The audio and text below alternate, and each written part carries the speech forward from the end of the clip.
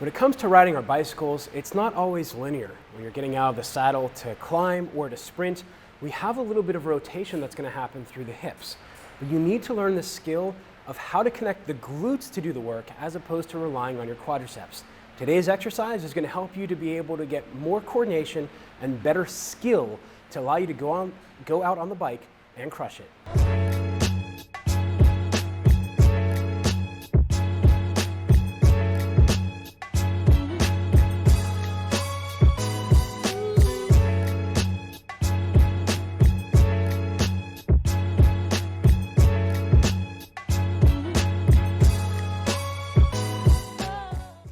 The back on bench hip lift with a dip is going to allow you to learn how to get great coordination and to build the skill, not the strength, the skill to keep the rib cage and pelvis locked together while getting a little bit of rotation. It's going to look something like this.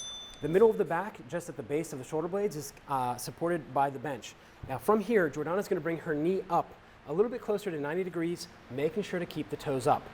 Now she's going to drop down into sorry, let's start off at the top actually. So let's go a regular hip lift first.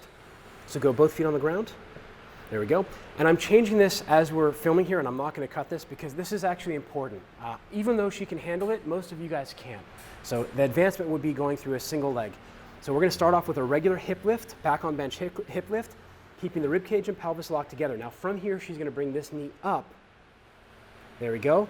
Now, she's going to come down. This is the beginning of the exercise. She's going to come down like a regular hip lift, and she's going to rotate her left hip back towards you, keeping the knee in line with the hip. She should feel a gentle stretch, and then she's going to drive up and to the top again. So she's going to drive up. Beautiful. Now, she has to work very hard to make sure that her hamstrings don't take over. Let's go 2 more repetitions, and I'll just keep talking as you go through this. So it's a normal hip lift until the last third. Make sure you're getting a hip hinge. Keep the knee in line. And then back up.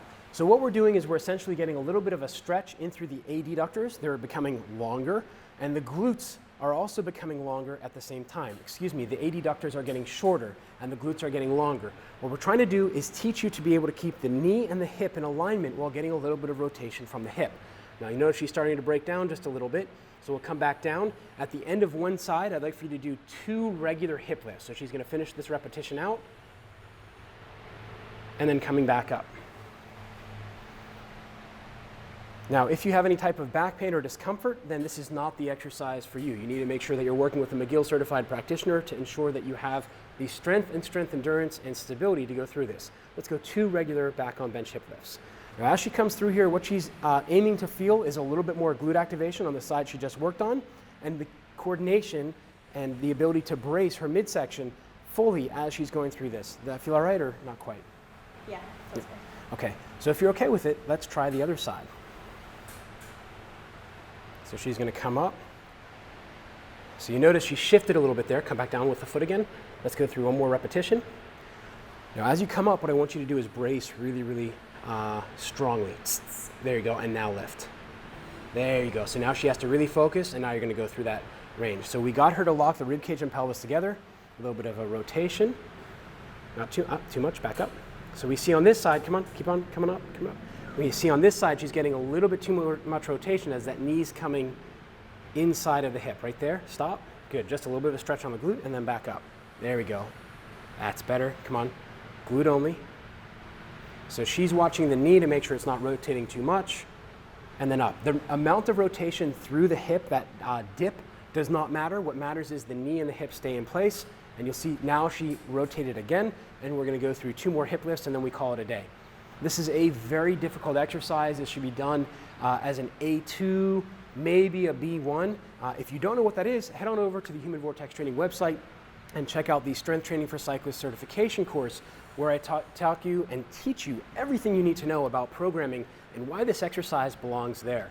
Now, if you found this video to be useful in learning an exercise and how to get stronger for climbing and sprinting with the back on bench hip lift dip, make sure you're hitting subscribe down below. And did you try it? Did you cramp? Make sure you comment down below. And when you're done with that, head on over to the Human Vortex Training website and download your free gift. Till next time, remember, train smarter, not harder, because it is all about you.